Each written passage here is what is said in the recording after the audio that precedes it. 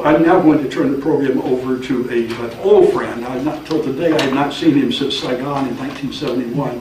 Professor NNBichst is a very distinguished Vietnamese scholar. He's a graduate of Princeton and Columbia, and extremely insightful on these issues. So without further ado, let me turn it over to Vic.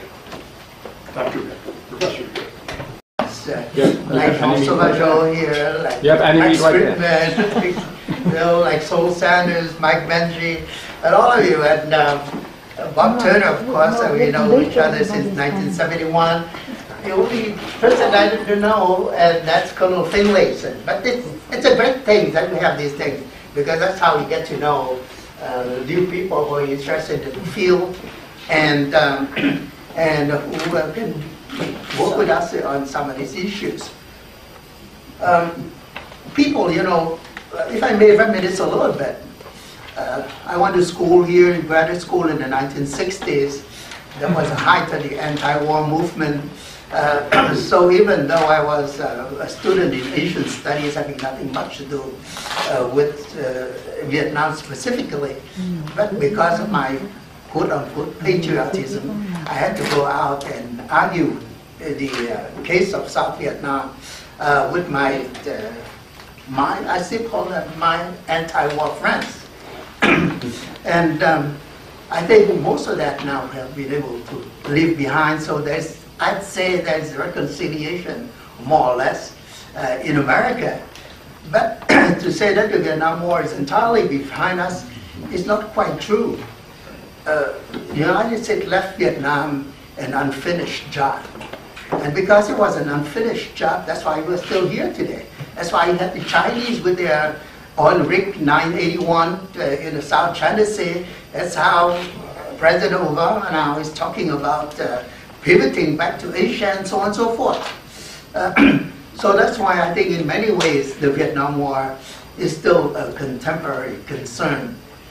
That's why I'm extremely happy and grateful to Steve Sherman for giving me a chance to talk about this question of whether the Vietnam War was immoral or not. As the paper about this conference says, the anti-war people argue that the Vietnam was first illegal, second immoral, and third unwinnable. And so I'm supposed to be doing this second part, whether it's really immoral or not. Well, in a famous interview given to Đinh Quang Anh Thái of Little Saigon Radio in 1991, Dương Thu Hương, the famed author of Novel Without a Name and Paradise of the Blind, had this to say about the morality of the war in Vietnam. Only after I got to South Vietnam, and this is her quote, did I realize that the northern regime was a barbarian regime because it punches blind people's eyes, it plucks up people's ears. While in the South, people could listen to any international radio they wanted, whether it's French, British, or American. Such is a civilized society. How bitter it was that a barbaric regime could triumph over a civilized society. That was how ironic and erroneous history can be.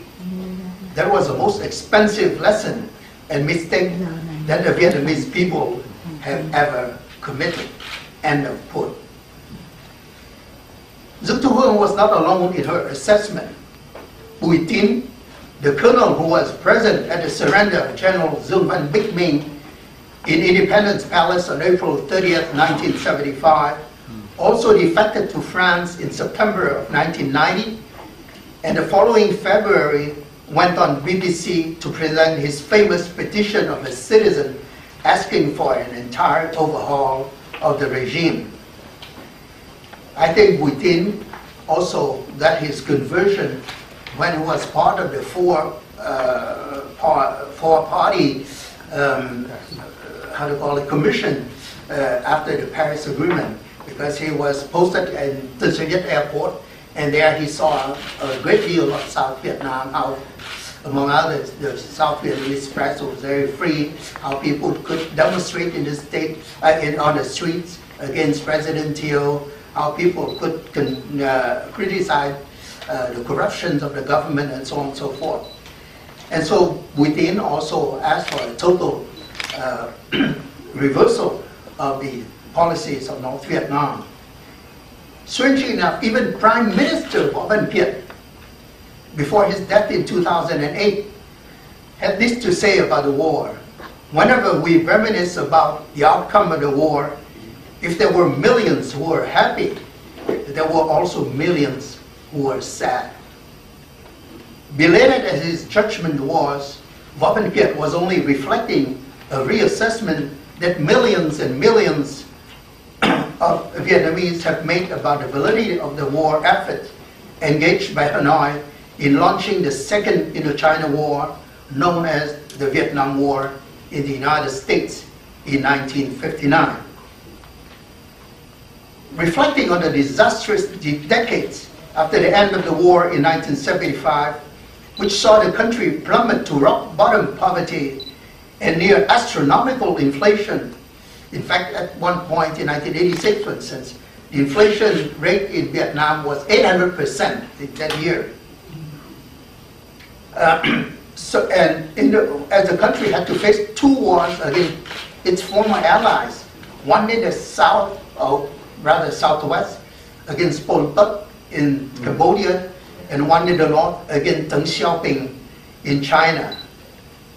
Nguyen Ho, one of the heroes of the Southern Revolution since the 1930s, advocated in his memoir, Viewpoints and Life, that the Communist Party of Vietnam made a clean breast of its mistakes, rejected socialism, and frankly adopted capitalism as a path to the future.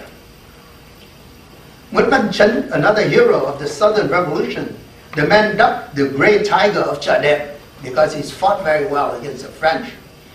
During the anti-French resistance, wrote in his memoir entitled Letter to Mother and the National Assembly that Ho Chi Minh himself declared at the Second Communist Party of Vietnam Congress in 1951 that he had no thought of his own because from the point of view of his theory, the Vietnam Workers' Party takes Marxism, Leninism, and the thought of Mao as its compass. This was the final blow to the legitimacy of the communist regimes in Vietnam, since after the collapse of communism in Eastern Europe and the Soviet Union, and the overthrow of Mao thought in China, the regime has no ideological prop left to rely upon except to refer to a mystical Ho Chi Minh thought. But Nguyen Van Chinh in Vietnam and Nguyen Minh Tân in Moscow, both of whom were present at the 1951 Congress, confirmed Ho Chi Minh's declaration there about his not having any thought of his own. Unable to prove the legitimacy of the regime based on the inexistence of Ho Chi Minh thought and unwilling to acknowledge Ho's tutelage in the Vietnamese Communist Revolution, the communist leaders of Vietnam went so far as to reject any debt to Ho, and only recently, on January 19, 2014, when a mausoleum was erected to the memory of Lê Duẩn, they had his most important quote displayed on a huge panel in large letter right at the entrance of his mausoleum, saying, "The reason we fought the South was on behalf of the Soviet Union and China."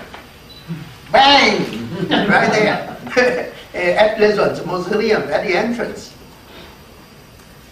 So that's the epitome of treason as far as the Vietnamese patriots, of course, are concerned.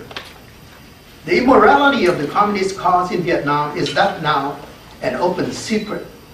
That immorality is not only due to the fact that a revolution which in the eyes of the Vietnamese population was originally a justifiable cause, that is, the cause of national independence, had been hijacked to become a mercenary cause in the name of international communism as ordered from Moscow and Beijing.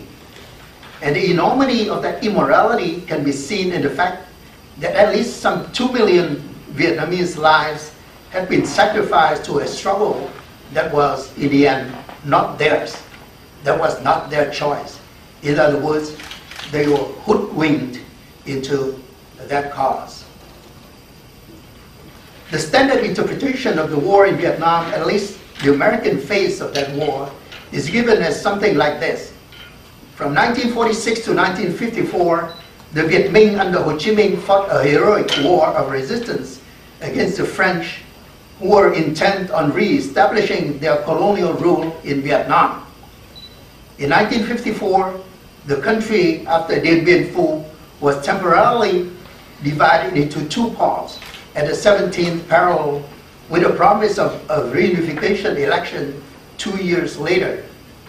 However, Mo Ding Diep, with the help of the US, reneged on that promise and ran a rule of terror which forced the southern population into an insurgency that North Vietnam, i.e. Hanoi, reluctantly was drawn into supporting.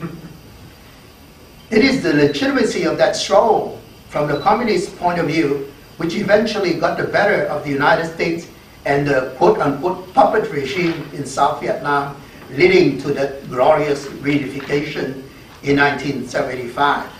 This is the standard version of the Vietnam War, as you can read in Vietnamese literature inside the country now. Nothing, of course, could be further from the truth. Born in the years of harsh colonial repression, the communist movement in Vietnam, as well as many other nationalist parties, had to resort to forceful means to resist that repression and win adherence to the cause of independence. But if the nationalist parties only resorted sparingly to acts of terror, such as individual assassinations, the communists did everything in a big way, in a systematic, massive way. For instance, in the so-called Nghệ Tĩnh Soviet uprising of in the summer of 1930, the communists did not go after individuals. They came up with a slogan, Chí, Phú, Địa, Hào, Đào tận gốc, chốc tận rễ, which means, as far as the intellectuals, rich people, landlords, and local strongmen are concerned, we must radically dig them up and uproot them completely. With that, they went after these four classes in society en masse, which call, of course, for even harsher retaliation by the colonial authorities. More than half a century later, one could still find intellectuals in Hanoi itself who recall those days and admitted that just thinking back about that slogan gave us shudders. But the Communist Party of Vietnam merely brushes off this consideration, claiming that it was due to what is called leftist infantilism, a passing phase of the revolution that would disappear with the maturity of the movement. In 1945, by their own admission, the Indochinese Communist Party only had 5,000 members in the entire country, as Bob Turner's book on Vietnamese communism could, tell you, taking it from their own history. Thus, they were clearly in a minority in the face of nationalist parties such as the Vietnam Quốc dân Đảng, the Vietnam National Party, or the Đại Việt Party that counted tens of thousands of adherents throughout the land. Yet when Ho Chi Minh and Phạm Văn Đồng left for France to go to the Fontainebleau conference in the summer of 1946, Võ Nguyên Giáp at home carried out a reign of red terror that in a few months killed at least 10,000 members of the nationalist parties, including most of their leaders, according to French historian Philippe de Villers in his book Histoire du Vietnam de 1740 à 1752, History of Vietnam from 1940 to 1952. In 1953, in the midst of an intense war against the French, Ho Chi Minh was forced by Stalin and the Chinese to launch the land reform in North Vietnam, described by Ho Chi Minh himself as a social revolution of, quote, sky-shuddering days and earth-shattering nights. This land reform went through several phases, about 6 phases altogether, and did not stop until 1956, 3 years later, even after peace was restored for some 2 years in July 1954. The systematic nature of the communist policies can be seen again in the fact that in those 3 years, 2 of which were spent in peace, the amount of casualties is higher than the total amount of soldiers, French soldiers, fallen in 9 years of the resistance war. The French force, for instance, lost some 75,000 dead. But the victims of the land reform, according to Dang Fang, an economic historian, the number of casualties of the land reform in those 3 years, and only in half of the country, came to 172,008 persons, of which 123,266 persons, or 72%. In other words, 3 out of 4 were later found to be wrongly classified. Can you imagine that? 3 years of peace, 172,000 deaths, and these are unarmed people. These are Vietnamese killing Vietnamese. 9 years of war, the French lost only 75,000, and they were armed. They were plentifully armed. And so it's incredible, the enormity of atrocity of something like that. It's just unbelievable. Only such figure could explain why, during the course of the entire war, the civilians always, even in the most desperate final years, always ran toward the government side and almost never toward the communist side. Only such figure could explain something that apparently never could penetrate the thick heads of anti-war movements, anti-war elements, professors and all, including their allies in the liberal media. I'm alluding to 2 huge mass movements that are indisputably the largest in Vietnamese history. The flight of nearly 1 million refugees from North Vietnam after 1974, and a movement known as the Boat People running away from the triumphant communists after 1975. It was these 2 exoduses which finally turned world public opinion toward a more realistic assessment of what communism meant to the Vietnamese people, to the common people on the ground who had to live with communism. As early as 1979, John Baez and some 74 major intellectuals in the world took a full-page ad in the New York Times to complain that the realities of Vietnam, after all, were not what they had thought they fought for in their previous anti-war fervor. In France, Jean-Paul Sartre, the initiator with Bertrand Russell of the so-called Stockholm War Crimes Tribunal, that was anti-US, also came to the realization that he was wrong all along. He shook hands with Raymond Aron, a conservative fellow Normalien, and agreed to call on France to come to the rescue of the Boat People. This was the beginning of the Médecins Sans Frontières, or Doctors Without Frontiers movement, with Alain Kouchner. Alain Kouchner actually was also an anti-war fellow before 1975. So the Médecins Sans Frontières movement with Alain Kouchner to go and rescue boat people in the South China Sea. Also, some 700 Vietnamese intellectuals, mostly in Europe, signed a petition started by Lloyd Tam in Belgium, asking for fundamental changes in policy in Hanoi. After the end of the war, as far as the United States was concerned, there was an intense, if subterranean, debate inside Vietnam as to who won over whom.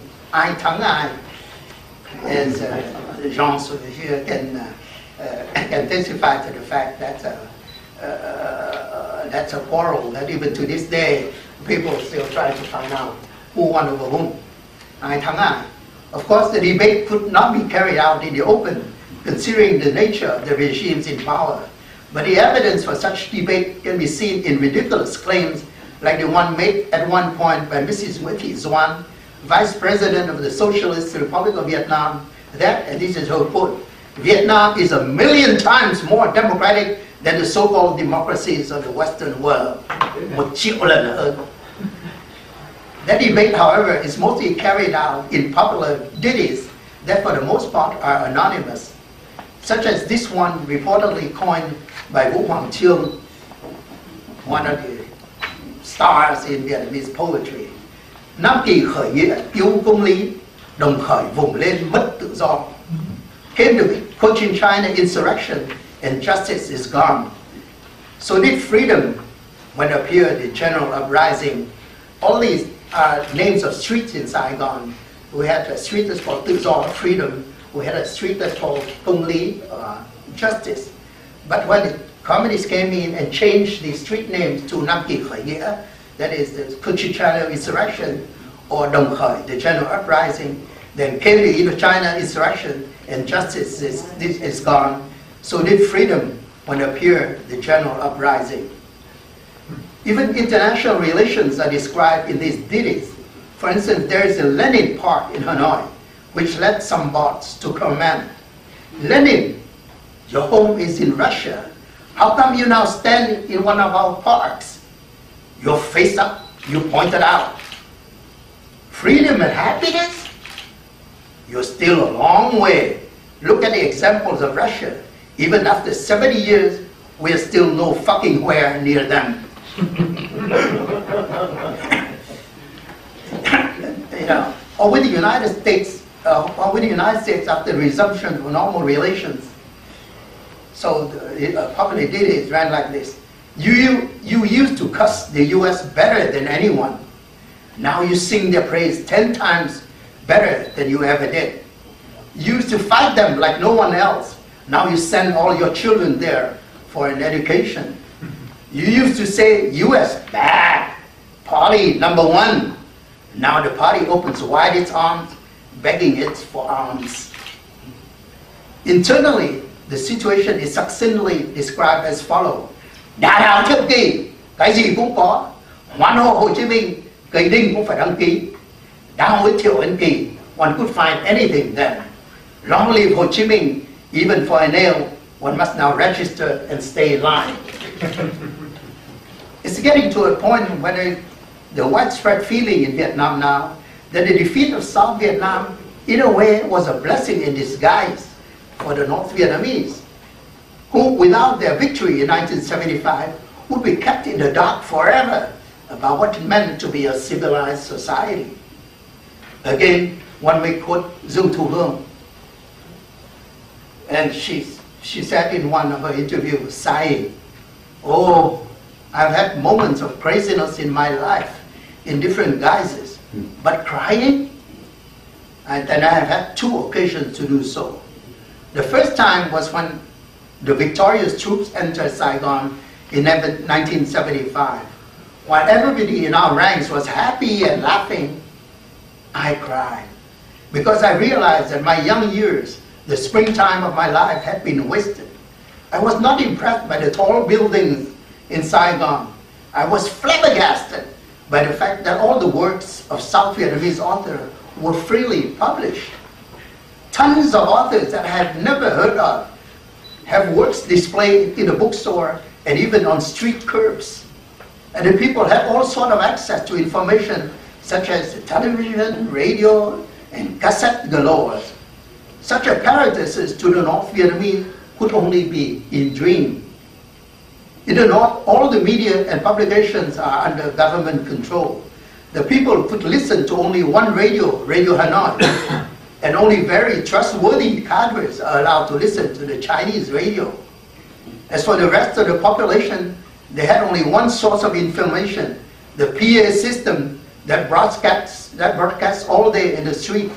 In other words, they were allowed to hear only one source. Only after I got to the South did I realize that the Northern regime was a barbarian regime because it punches blind people's eyes. It plucks up people's ears. No wonder when the journalist Huy Đức published his 2-volume works entitled Bên Thắng Cuộc, The Winning Side, 2 years ago, it reads more like an account of how the South Vietnamese won over the North in everything except in the military sense. The South won not only because of its economic wealth, but also because of the superiority of its culture, music, literature, theater, arts and fashion, cuisine, let alone education, and even politeness, which the Northerners were the first to notice when they came into contact with the South Vietnamese children. Finally, to give you an example of how the South now is compared to the North, even in people's mind, the recent introduction of the Chinese giant oil rig Haiyang 981 into Vietnamese waters on May 1st, 2014, once again demonstrated the superiority of the South over the North, even in dealings with China. Since at least 2011, because of Hanoi's inability to effectively counter the Chinese moves in the South China Sea, more and more the people are resorting to the Republic of Vietnam arguments to support Vietnamese claim to sovereignty over the Paracels and Spratly Islands in opposition to Beijing flimsy arguments. Whereas the Chinese could adduce Premier Pham Van Dong official letter of September 14, 1958, acknowledging the Chinese claim to the Paracels and Spratly archipelagos, among others, the Republic of Vietnam, that is South Vietnam, fought a valiant naval battle in January 1974 to repel the Chinese aggression in the Paracels, that is Hoàng Sa to the Vietnamese, or Xisha to the Chinese. And therefore the Chinese could never claim that Vietnam acquiesced to the Chinese action, which is not condoned by international law. The 74 Navy personnel who were sacrificed in that battle, together with the commanding officer Nguyen Van Tha, thus became national heroes, and their portraits and names were paraded through the streets of Hanoi in several demonstrations against the Chinese incursions. In other words, the legitimacy of the southern government, i.e. of the Republic of Vietnam, is now widely recognized, not just by Vietnamese in the diaspora, but even by a large majority of Vietnamese inside Vietnam, both in the North and in the South, and even by much of the official press inside the country, if you could read the Vietnamese press these days. Thus one can put to rest the question of whether the Vietnam War was justified or not. The high moral ground held by the Republic of Vietnam is now clearly demonstrated, and it has become an irrefutable argument in favor of our side, the side of the Republic of Vietnam and its allies, even if that alliance in the end was undone by internal American politics. Thank you very much.